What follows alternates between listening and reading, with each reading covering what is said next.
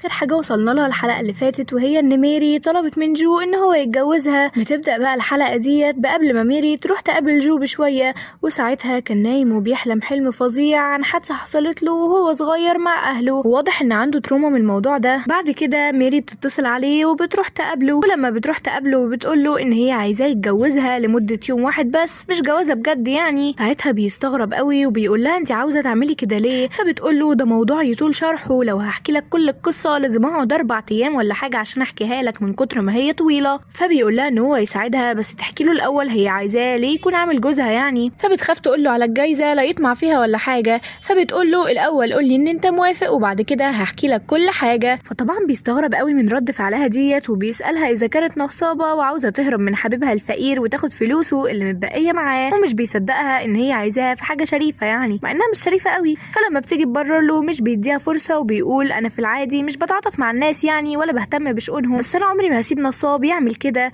بعد ما قالت له على الميعاد اللي هو يوم السبت الساعه 3 العصر في متجر كده اسمه بيوتي، فبيقول لها انه هيفتكر المكان ده كويس، ولو فكرت تعمل حاجه كده ولا كده هيفضحها، وبيسيبها وبيمشي.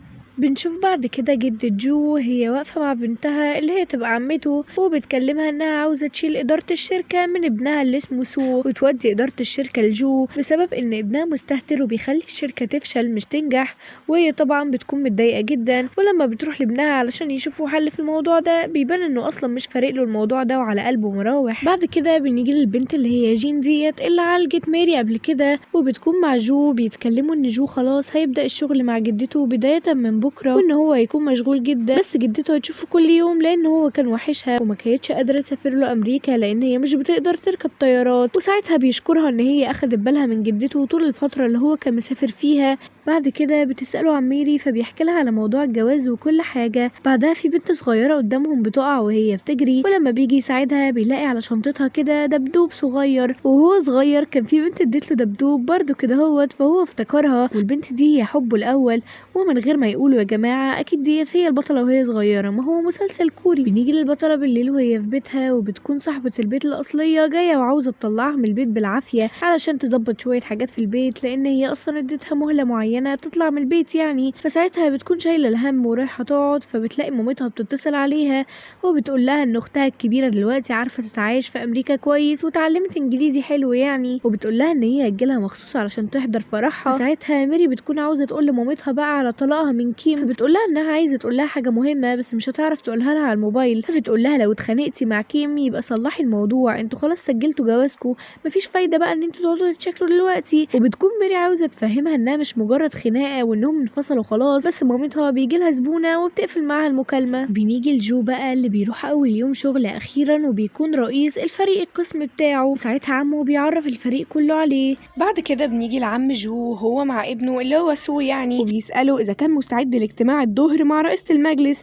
فبيقول له ان هو مستعد. في الاجتماع ده بيكونوا بيتكلموا عن حلويات جديده هينزلوها السوق وهتنزل كمان اسبوع ولا حاجه. فساعتها سو علشان عاوز يعني يحرج جو بيقول ان الغلاف بتاع الحلويات ديت ممكن الناس يتهموهم ان هم بينتهكوا حقوق الطبع والنشر، فكلهم بيسالوا ازاي. وبنعرف ان من 6 شهور كده كانوا عاملين عقد مع الشركه يعني بتاعه الاغلفه ديت، وهي اديتهم حقوق الطبع والنشر لمده شهر واحد بس، والشهر ده خلص وهم لسه ما جددوش العقد معاهم. فساعتها جو بيعتذر قدامهم كلهم وبيقول ان هو اسف انه متعرفش على المشكله ديت، وساعتها سو بيكون شمتان قوي فيه لان هو غلط اخيرا وهو لسه بادئ الشغل. بنيجي بعد كده الفريق جو وبيكونوا مصدومين قوي من الرقم اللي شركه الاغلفه طلبوه اللي بيكون 50 مليون، وبنعرف اصلا ان شركه الاغلفه ديت ميري هي صاحبتها، وبيقولوا لها انهم هيناقشوا الموضوع دوت وبعد كده هيشوفوا اذا كانوا هيدفعوا لها ولا لا. وبعد ما بتقفل معاهم المكالمه بتقول ان من شويه كده جالها اتصال غريب، وبيكون الاتصال ده من سو اصلا، فبيقولوا لها ان الشركه اللي هم متعاقدين معاها بقالها سنه ديت اللي هي شركه جدة جو هتتصل شويه كده علشان حقوق الطبع والنشر بتاعه الغلاف، وبيطلب منها ان هم لما يتصلوا تطلب منهم رقم عالي جدا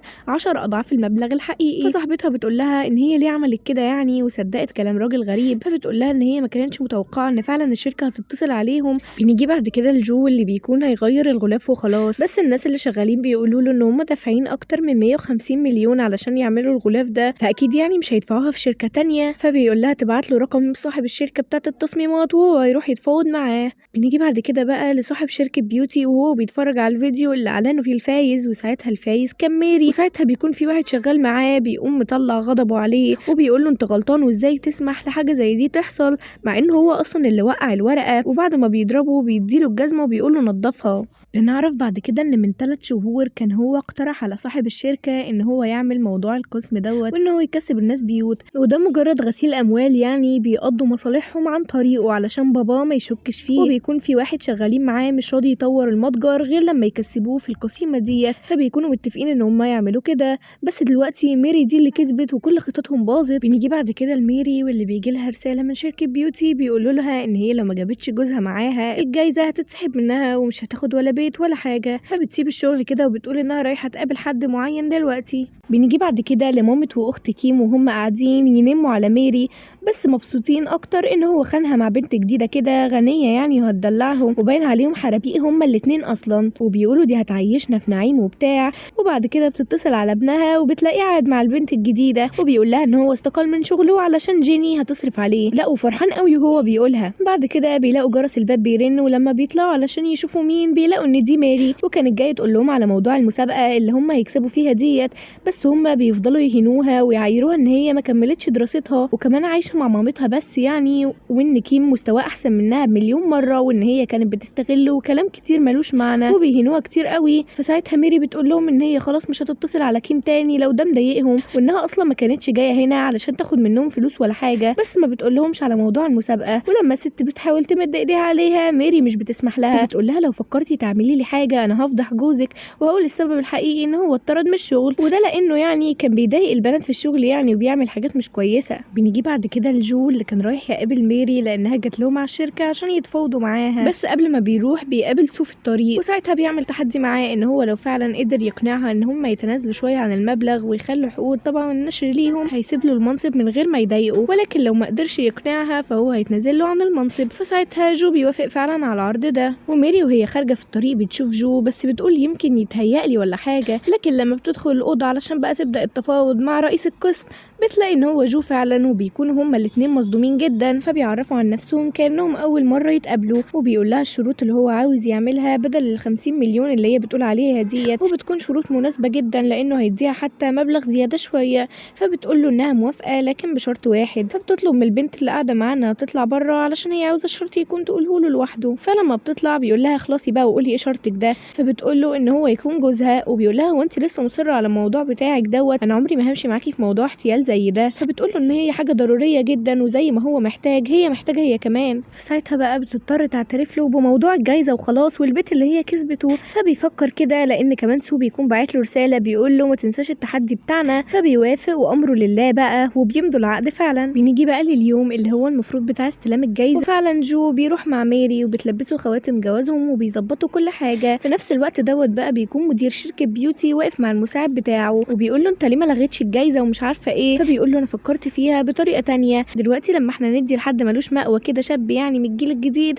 بيت وقدام كل الناس والصحافه طبعا هتكون مهتمه بالموضوع ده جدا، خصوصا ان احنا شركه كبيره، فدوت هيأثر طبعا على شكلنا قدام الناس، وكده الراجل هيقدر يدينا القسم متعدد الاقسام. ففعلا بيقتنع بالفكره. بنيجي بعد كده لميري وجو هم قاعدين مع الراجل اللي هيسلمهم الجايزه المفروض، وساعتها بيفضل يسالهم على البطاقات بتاعتهم وبيقول لجو انت شكلك مختلف قوي عن الصوره، فبيقول له ان الناس يعني بيتغيروا في الصوره ممكن، وبيقعد يسالهم عن معلومات يعني عن جوازهم وكده، بس جو بيطلع حافظها وبيقولها كلها. بعد كده بيعرفوا ان هم لما يستلموا الجايزه هيطلعوا في الاخبار، فساعتها جو بيتصدم قوي وبيقولوا للراجل اصل احنا خايفين متضايقين ومش عارفه ايه وعيلتنا اللي هيفضلوا يسالوا عن حياتنا. ساعتها لان مفيش حل تاني غير ان هم يظهروا في المقال، فالبطل بيعمل نفسه ان هو عيان وعنده مرض خطير جدا اتنقل له من الناس اللي كان مسافر معاهم، وبيطلب منهم ان هو يلبس كمامه. ففعلا بيسال المدير وبيوافق عادي ان هو يلبس كمامه، وفي جلسه الصور بياخد كمان كاب بيلبسه، وبيكونوا اصلا وشهم يعني مش باين قوي في الصور فهتعدي عادي. بعد ما تصوروا بقى ميري بتستلم الجايزه وبتوقع عقد كده ان هي استلمت يعني الجايزه، وبيكون الراجل هيوديها علشان يوريها بيتها، وساعتها جو ما كانش هيجي معاهم، بس الراجل بيلاقيه في الطريق ويقول له ان نتائج الفحص بتاعته بقت سلبيه لان الراجل كان عمال يساله على تفاصيل المستشفى يعني وهو ما عرفش يجاوب، فبيروح معاهم بالغصب لان الراجل قال له ان هو لازم يجي. وفعلا بيكون الطريق بتاع بيتهم اصلا لوحده تحفه جدا، فما بالكم البيت بقى هيكون عامل ازاي. بعد بعد كده بيوصلوا على البيت والبيت بيكون حلو جدا، وساعتها ميري بتسأل الراجل اذا كان ينفع يبيعوا البيت عادي، فبيقول لها ان هم يقدروا يبيعوه بس لازم بعد 3 شهور من ما يستلموا الجايزه، لان قبل كده حصل حدث زي دوت والناس استلموا البيت بعدها بيوم على طول اتطلقوا، فيعني مصداقيتهم ما كانتش قد كده في المسابقه. وبيقول لهم كمان ان هيكون في فحوصات وناس هيجوا يفتشوا البيت فجأة، بس في حالتهم مش هيكون في الكلام ده لان هو اصلا جارهم، وبيتصدموا ان هو جارهم خصوصا لما بيشوفوا ان بيته لازق فيهم حرفيا. بعد ما الراجل بيمشي بيقول لها تتصرف في المصيبه دي لوحدها لانها بتكون عايزه تعيش هنا لان ما عندهاش بيت تاني، فبيقول لها الراجل كده هيراقبها وهتعمل له مشكله كبيره جدا لانه مش هيكون موجود، وطبعا مش هتتحجج له كل مره ان هو مسافر يعني. وبعد ما بيخرج بيحس بالذنب شويه لانه زعق لها، وبيكون مسجلها صباره اصلا مش فاهمه ايه ده، وبيتصل عليها بيقول لها ان هو اسف يعني ان هو زعق لها وكده. بعد كده بيشوف سو وهو مع مامته فبيتخض قوي وبيقول لهم ان هو جاي يزور صاحبه بس. بعد كده الراجل بيجيله وبيساله امال فين مراتك، فطبعا بيتصدموا جدا. وفي نفس الوقت دوت ميري بتكون جايه من بعيد، والحلقه بتخلص على كده. لو عجبكم الفيديو ما تنسوش تعملوا لايك وسبسكرايب. المسلسل ده بيتعرض يوم الجمعه والسبت، وان شاء الله هنزل لكم الحلقات اول باول.